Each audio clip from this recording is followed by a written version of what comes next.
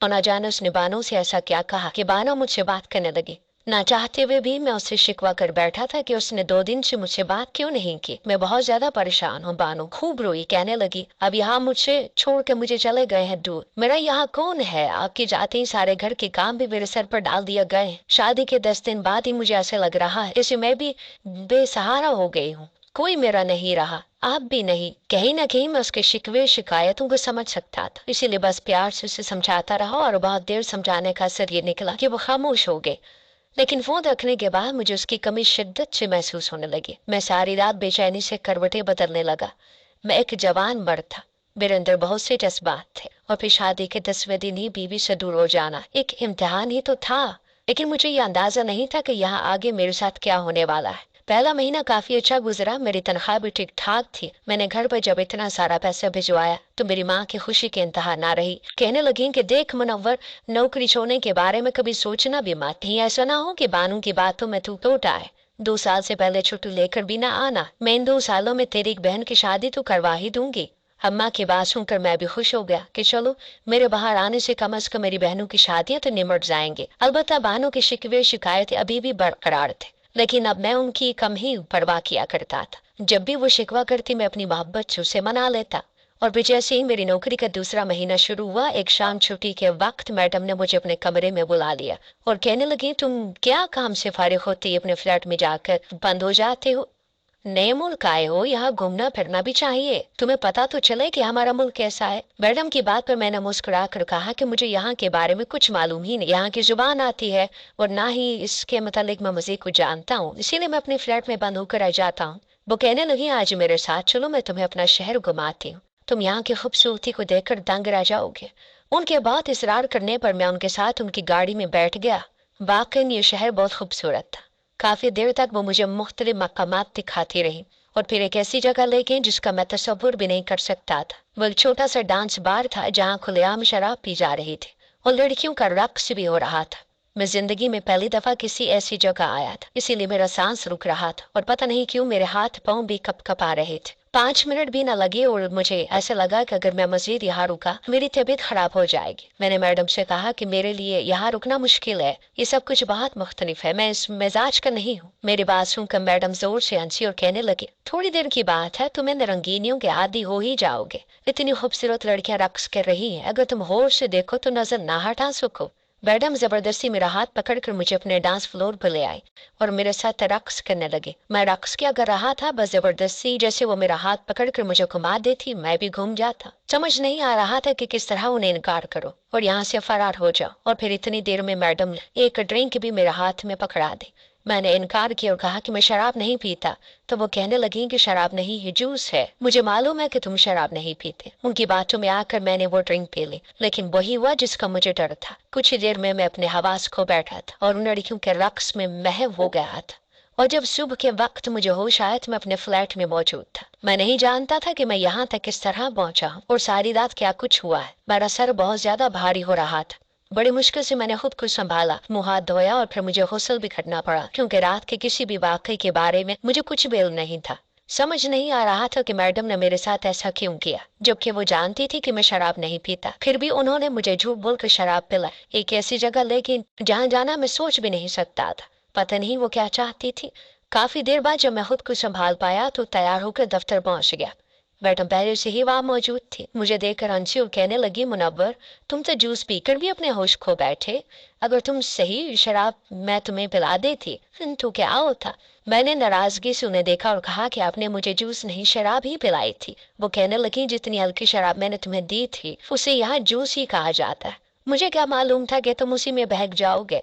मैंने शर्मिंदगी से नजर झुका ली और मैडम से कहा कि मैं आइंदा ऐसी किसी जगह भी नहीं जाऊंगा। उन्होंने मेरे हाथ पर हाथ रखा और कहने लगी मैं तो बस इसलिए तुम्हें लेकर गई थी ताकि तुम बानू की कमी को महसूस ना करो। मैं जानती हूँ कि तुम अपनी बीवी को बहुत याद करती हो। परदेसियों के लिए औरत के बगैर यहाँ जिंदगी गुजारना कितना मुश्किल है, मैं इस बात से अच्छी तरह वाकिफ हूँ। मैं तुम्हें एक ऑफर देती हूँ, 24 घंटे देती हूँ। 24 घंटों में मेरी ऑफर को कबूल कर लो तो तुम्हारी जिंदगी बदल जाएगी, नहीं तो तुम्हें परेशानी उठानी पड़ेगी। कौन सी ऑफर? मैंने हैरत से पूछा। मुझे समझ नहीं आ रहा था कि अचानक ही उन्हें क्या हो गया है। वो कहने लगी कि बहुत जबरदस्त ऑफर है, सोच समझ कर जवाब देना। ये बात तो तुम्हें भी मालूम है कि तुम 2 साल तक बगैर अपनी बीवी के यहाँ गुजारा नहीं कर सकते, इसीलिए मैं तुमसे शादी करना चाहती हूँ। तुम मुझसे शादी कर लो और हम दोनों यहाँ अच्छी जिंदगी गुजारेंगे। तुम अपनी बीवी को पैसे भिजवाते रहना, वो भी खुश रहेगी। मैडम की बात सुनकर मैं हक्का बक्का रह गया और अपनी कुर्सी से उठकर खड़ा हो गया। मैंने कहा, ये आप कैसी बातें कर रही हैं मैडम? आप जानती हैं मैं शादीशुदा 10 दिन के दुल्हन को छोड़कर यहाँ आया हूँ, कैसे उसे धोखा दे सकता हूँ और फिर आपसे शादी? वो मुस्कुराई और कहने लगी कि तुम्हारे पास 24 घंटे हैं, अच्छी तरह सोच लो, वरना तुम्हारी रात वाली सारी वीडियोस मेरे पास हैं। किस तरह तुम नशे में बहकर उन औरतों के साथ अपनी ख्वाहिशात पूरी कर रहे थे, वे सारी वीडियोस तुम्हारी बीवी को भिजवा दूंगी और फिर तुम उसको जवाब देते रहना। तुम्हारी शादीशुदा जिंदगी पूरी तरह खत्म हो जाएगी और मैं तुम्हें जब यहाँ से निकाल कर वापस तुम्हारे मुल्क भेजूंगी तो तुम्हें वहाँ नौकरी भी नहीं मिलेगी। तुम हर तरफ से नुकसान उठाओगे, इससे अच्छा ये है कि तुम मुझसे शादी कर लो। मैडम खुल्लम खुल्ला मुझे ब्लैकमेल कर रही थी और मैं आंखें फाड़े उन्हें देख रहा था। मैं सोच भी नहीं सकता था कि ये लबनानी औरतें इस कदर चालाक होंगी। लेकिन मैडम मुझसे ही शादी क्यों करना चाहती थी? यहाँ एक से बढ़कर एक मर्द था, पर उन्हें तो कोई भी मिल सकता था। वो जवान भी थी और पैसे वाली भी थी, लेकिन पता नहीं क्यों वो मुझसे ही शादी की ख्वाहिशमंद थी। मैं बिना कोई जवाब दिए उनके ऑफिस से बाहर निकल आया था। यहाँ एक दो और भी पाकिस्तानी मर्द थे, मुझे परेशान देखकर उनमें से एक पूछने लगा कि क्या बात है मुनव्वर भाई, आपको क्या हो गया है? जब कुछ समझ नहीं आया और परदेश में अपने देश का बंदा मिला तो मैं उसके सामने अपने दिल की सारी रुदात सुना बैठा। मेरी बात सुनकर वह हंसा और कहने लगा, मालकन ऐसी ही है, उसे पाकिस्तानी शादीशुदा मर्दों में बहुत दिलचस्पी है। अब उसके कोई पहले शो थोड़ी हो गए, इससे पहले भी वो यहाँ बहुत से पाकिस्तानी मर्दों से शादी कर चुकी है। उसकी बात सुनकर मेरे तो होश ही उड़ गए। ये कैसी औरत थी जो पहले भी कई शादियां कर चुकी थी? फिर उस पाकिस्तानी शख्स ने मुझे शुरू से आखिर तक सारी कहानी सुनाई। दरअसल मालकन ने पहली शादी सचमुच में मोहब्बत से की थी और वो एक पाकिस्तानी शख्स था। उसकी खातिर मालकन ने क्या कुछ न किया था, अपने माँ बाप तक खुद को छोड़ दिया था।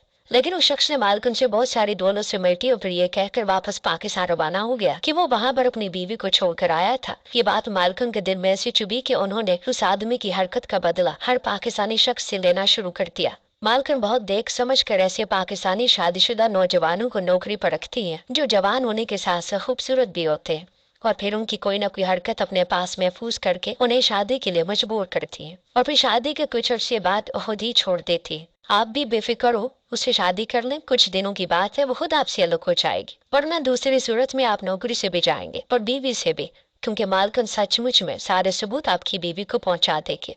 जमशेद की बात सुनकर मेरे मजीद जान निकल गई थी। मैं बहुत ज्यादा मुश्किल में पड़ गया था। मेरा अपनी मैडम से शादी का कोई इरादा ही नहीं था। मैं बानो को धोखा तो नहीं देना चाहता था और उस रात भी जो कुछ हुआ था वो मैंने अपनी मर्जी से नहीं किया था, बल्कि मैं तो पूरी तरह नशे में था और मैडम ने पता नहीं मुझे ऐसा क्या कुछ करवाया था जिसकी धमकी वो मुझे अब दे रही थी। जैसे जैसे वक्त गुजर रहा था मेरी सांस रुकने लग गई थी। ये 24 घंटे मेरे लिए जिंदगी और मौत जैसे हो गए थे। मैं एक दफा फिर अपनी मालकिन के पास गया था, उनके आगे हाथ जोड़े और उनसे दरख्वास्त की कि मैं उनसे शादी नहीं कर सकता, मुझे अपनी बीवी से मोहब्बत, मैं उसे धोखा नहीं देना चाहता। लेकिन मालकिन की बात अपनी जगह कायम थी। वो कहने लगी कि शादी तो तुम्हें करनी होगी, वरना मैं तुम्हारी नौकरी खत्म कर दूंगी और तुम्हें वापस भेज दूंगी, लेकिन साथ ही तुम्हारी जिल्लत का सामान भी करूंगी। तुम सारी जिंदगी अपनी बीवी को सफाइयाँ पेश करते रह जाओगे, वो तुम पर यकीन नहीं कर पाएगी।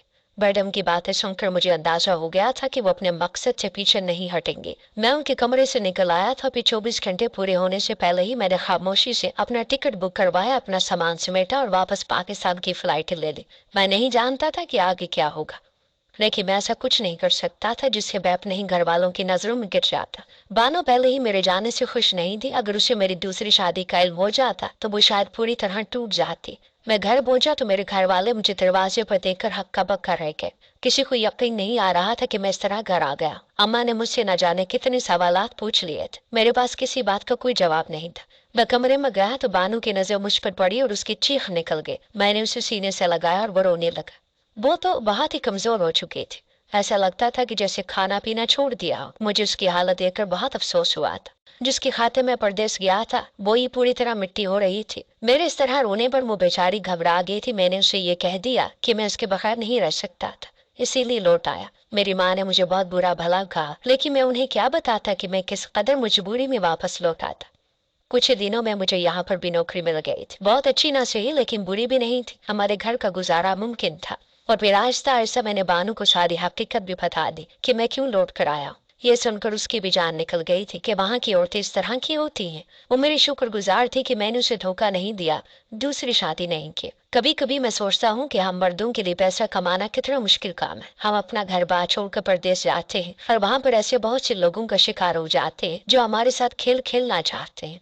मेरी लबनानी मैडम भी ऐसी ही थी। मुझसे शादी की खातिर उन्होंने न जाने उस रात मुझसे क्या करवाया था, मैं नहीं जानता था। शायद वो मेरे अंदर के जज्बात को जगा कर अपना मकसद हासिल करना चाहती थी। मुझे इस बात का एहसास दिलाना चाहती थी कि मैं तनहा और मुझे शादी करनी चाहिए।